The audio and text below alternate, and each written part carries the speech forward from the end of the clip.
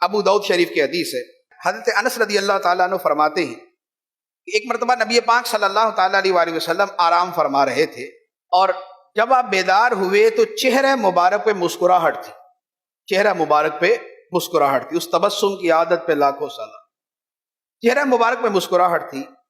فرمایا کہ مجھ پر ابھی ایک سورت نازل ہوئی ہے، اور یہ کہہ کے نبی پاک علیہ الصلوۃ والسلام نے سورہ کوثر کی تلاوت فرمائی، اور فرمایا کیا تمہیں پتہ ہے کوثر ہے کیا؟ صحابہ کرام نے عرض کی یا رسول اللہ جانتا ہے یا اللہ کا رسول جانتا ہے؟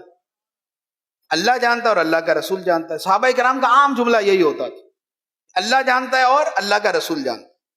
نبی پاک صلی اللہ تعالی علیہ وآلہ وسلم نے فرمایا کہ یہ کوثر جنت میں ایک نہر ہے جو اللہ نے مجھے عطا فرمائی، جنت میں ایک نہر ہے جو مجھے عطا فرمائی۔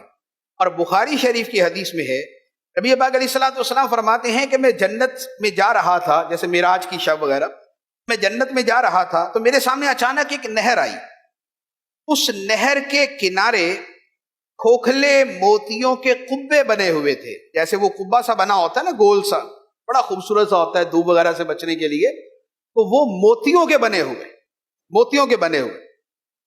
فرماتے ہیں میں نے کہا اے جبرائیل یہ کیا ہے، یہ نہر کیا ہے؟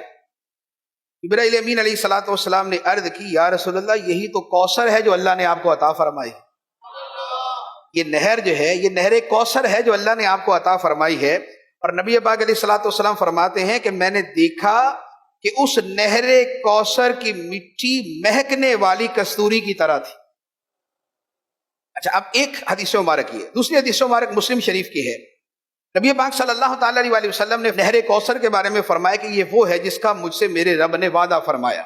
اب اس کے بعد فرمایا کہ یہ کوثر وہ حوض کوثر ہے جس پر قیامت کے دن میری امت پینے کے لیے آئے گی۔ یہ انا اعطیناک الکوثر جو ہے یہ وہ حوض کوثر ہے کہ جس پر میری امت قیامت کے دن پینے کے لیے آئے گی۔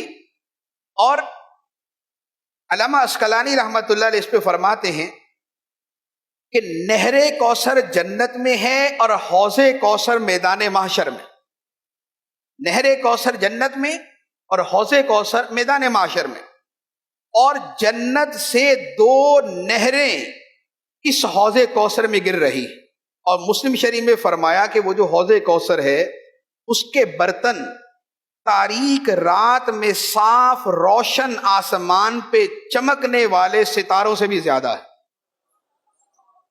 کیونکہ پینے والے اتنے سارے ہوں گے نا۔ تو سرکار فرماتے ہیں کہ حوض کوثر کے کنارے پر جو برتن ہیں کہ جس میں پینا ہے، تاریک رات میں صاف روشن آسمان پہ جو ستارے چمک رہے ہوتے ہیں وہ برتن اس سے بھی زیادہ ہے۔